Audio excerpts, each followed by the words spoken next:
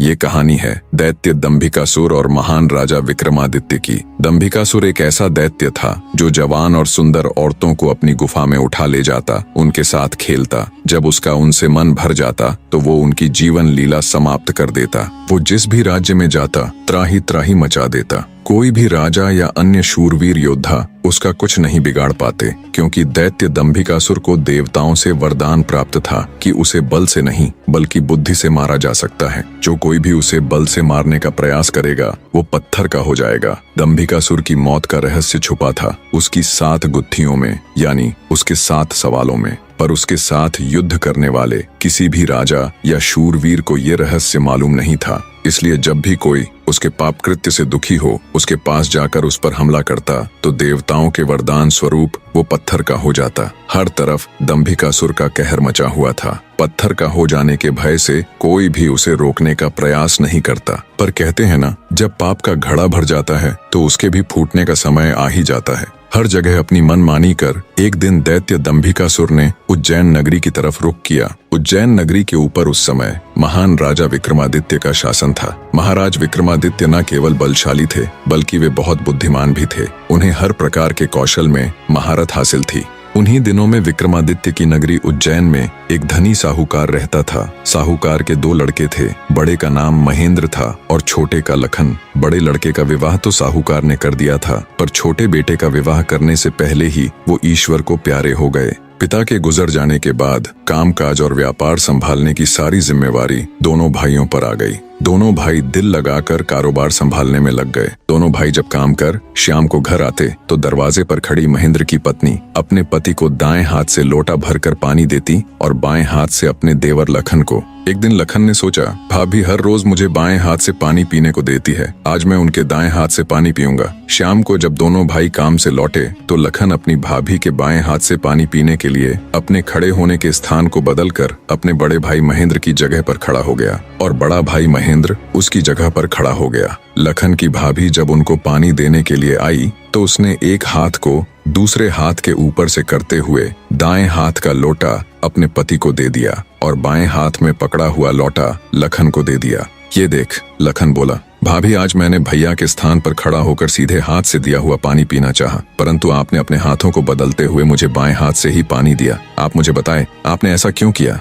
लखन की बात सुनकर उसकी भाभी ने उत्तर दिया, अगर तुम्हें सीधे हाथ का दिया हुआ पानी ही पीना है तो तुम भी अपने लिए सीधे हाथ से पानी पिलाने वाली ले आओ। भाभी की कही हुई बात लखन को चुभ गई। वह बिना पानी पिए ही भाभी से कहने लगा, ये लो तुम अपना पानी का लोटा और मैं यहाँ से जा रहा हूँ और अब मैं तभी वापस आऊंगा जब मुझे सीधे हाथ से पानी देने वाली मिल जाएगी, वरना अपनी शक्ल नहीं दिखाऊंगा। इतना कहकर वो तुरंत मुड़ा और चल पड़ा। ये देख उसके बड़े भाई महेंद्र ने उसे रोकने की बहुत कोशिश की, पर वो नहीं माना और बोला, नहीं भैया, अब तो तभी वापस आऊंगा जब मुझे मेरे योग्य पत्नी मिल जाएगी। इतना कहकर वो घर छोड़कर चल दिया। चलते चलते वह अपने नगर से दूर कांचीपुरम शहर में पहुंच गया। कांचीपुरम का राजा चंद्रसेन एक धार्मिक विचारों वाला व्यक्ति था। उसके राज्य में चारों ओर अमन शांति का माहौल था, परंतु फिर भी राजा चंद्रसेन हमेशा दुखी रहता था। राजा के दुख का कारण था उसकी जवान बेटी चंद्रकला का स्वास्थ्य। चंद्रकला दिखने में तो अत्यंत खूबसूरत थी, पर उसे एक असाध्य रोग ने घेर रखा था, जिस कारण राजकुमारी हमेशा अचेत अवस्था में रहती थी। राजा ने बहुत सारे हकीम और वैद्य राजकुमारी को ठीक करने के लिए लगा रखे थे, लेकिन उनमें से कोई भी राजकुमारी को ठीक नहीं कर पा रहा था। ठीक कर पाना तो दूर, वे राजकुमारी चंद्रा की बीमारी तक नहीं ढूंढ पा रहे थे। राजा को हमेशा यही दुख सताए जाता कि उसकी बेटी का क्या होगा। जब सभी प्रकार के वैद्यों, हकीमों और पूजा पाठ तंत्र मंत्र से भी राजकुमारी चंद्रकला को कोई फायदा नहीं हुआ तो राजा ने अपने राज्य में यह घोषणा करवा दी कि जो व्यक्ति मेरी बेटी को ठीक करेगा, मैं उसके साथ ही अपनी बेटी चंद्रकला का विवाह कर दूंगा और उसे अपना आधा राज्य भी दूंगा। लखन जब राज्य की राजधानी में पहुंचा तो उसने देखा कि वहां हर तरफ राजकुमारी की चर्चा हो रही थी।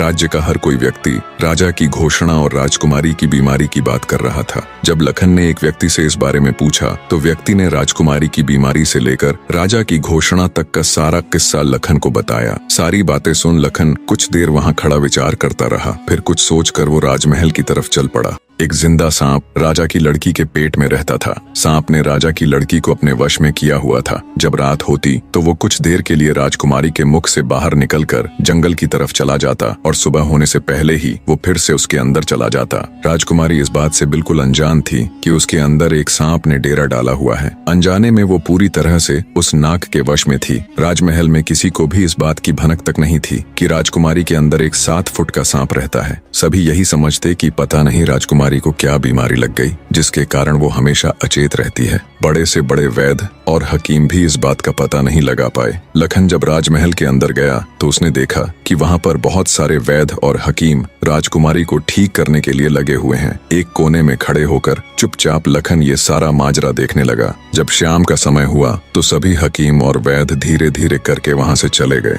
तब लखन राजा के मंत्री के पास गया और बोला, मंत्री महोदय, सभी अपना प्रयास कर चुके हैं, अब एक मौका मुझे भी दिया जाए। लखन की बात सुन मंत्री उसे अपने साथ ले राजा के पास जाता है और लखन का प्रस्ताव राजा के सामने रखता है। बेचारा हर तरफ से निराश हो चुका राजा एक बार अनमने ढंग से लखन की तरफ देखता है, फिर दुखी मन से कहता है, बताओ तुम मेरी बेटी का इलाज किस प्रकार करोगे। लखन राजा को प्रणाम कर बोला, महाराज, मुझे एक रात अपनी बेटी के साथ ठहरने की इजाजत दीजिए, तभी मैं किसी नतीजे पर पहुंच सकूंगा। एक बात और महाराज, मैं बिल्कुल एकांत में राजकुमारी के साथ रहना चाहता हूँ, तभी मैं अच्छे से ध्यान लगाकर राजकुमारी जी की बीमारी का पता लगा पाऊंगा। लखन की आत्मविश्वास भरी बातों से राजा के मन में हल्की सी उम्मीद जागी। उसने लखन को रात में राजकुमारी के साथ एकांत में रुकने की इजाजत दे दी। राजा की इजाजत मिलते ही लखन राजकुमारी के कक्ष में गया और उससे कुछ दूर एकदम चुपचाप बैठकर उसे देखने लगा। जैसे ही रात के 12 बजे का समय हुआ तो अचेत अवस्था में पड़ी हुई राजकुमारी के मुंह से सांप बाहर निकला और महल के परिसर से होता हुआ जंगल की ओर चला गया। ये सब देख लखन दंग रह गया। वो बिना कुछ हरकत किए चुपचाप वहीं बैठा रहा। जब रात का आखिरी पहर खत्म होने को आया तब वो सांप वापस लौटा और राजकुमारी चंद्रकला के मुख से होता हुआ पूरा उसके अंदर समा गया। दम साधे लखन ये सारा माजरा देखता रहा। सारा माजरा देख उसे समझते देर न लगी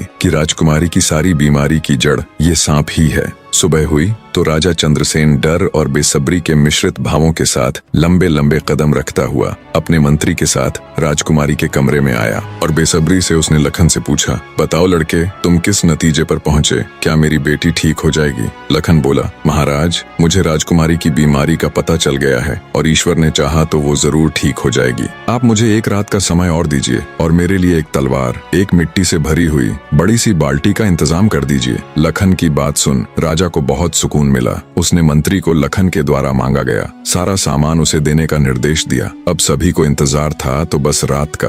राजकुमारी को सांप के चंगुल से मुक्त कराने के लिए लखन रात्रि के आने का बेसब्री से इंतजार कर रहा था। पूरी तैयारी के साथ हाथ में धार धार तलवार लिए लखन राजकुमारी की ओर निगाहें गढ़ाकर उससे कुछ दूरी पर बैठ गया। जैसे ही राजमहल के घड़े ने रात्रि के 12 बजे का घंटा बजाया, वैसे ही फुंफकारता हुआ सांप राजकुमारी के मुख से निकला तो उसके इंतजार में बैठे लखन ने अपनी धार धार तलवार से उस पर तेजी से ऐसा वार किया कि तुरंत सांप 2 टुकड़ों में जमीन पर बिखर गया। लखन ने सांप के दोनों टुकड़ों को उठाकर रेत से भरी बाल्टी के अंदर दबा दिया और सुबह होने से पहले ही बाल्टी समेत मृत सर्प को जंगल में ले जाकर उसे आग के हवाले कर दिया और वापस राजमहल लौट आया। तब तक सुबह होने का समय भी करीब हो चला था। राजमहल जब लखन ने राजकुमारी चंद्रकला को जगाया तो हमेशा अचेत अवस्था में रहने वाली राजकन्या तुरंत उठकर बैठ गई, क्योंकि अब उसके अंदर से वो सर्प निकल चुका था तो उसका प्रभाव भी खत्म हो चुका था। राजकुमारी उठते ही हैरान थी।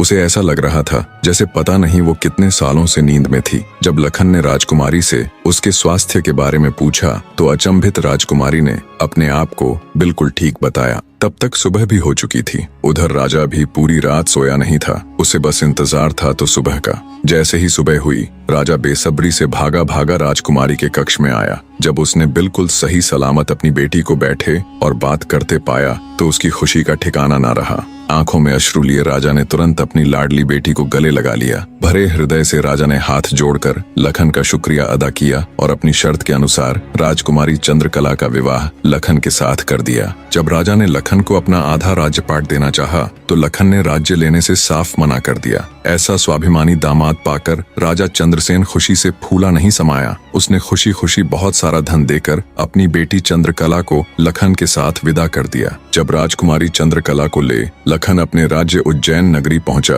तो उसकी भाभी समेत पूरे परिवार ने उन दोनों का हार्दिक स्वागत किया। लखन खुशी खुशी अपनी नवविवाहिता पत्नी राजकुमारी चंद्रकला के साथ रहने लगा। कुछ ही दिन बाद उज्जैन नगर में एक भव्य समारोह था, जिसमें राजकुमारी चंद्रकला भी अपनी भाभी के साथ समारोह देखने गई हुई थी। तभी मेले में दूसरी तरफ से दैत्य दंभिकासुर ने प्रस्थान किया। इतने बड़े दानव को देख समारोह में हड़कंप मच गया। हर कोई अपनी जान बचाने के लिए इधर उधर भाग रहा था। दैत्य को देख राजकुमारी चंद्रकला भी अपनी भाभी के साथ जब समारोह से भागकर जाने लगी, तभी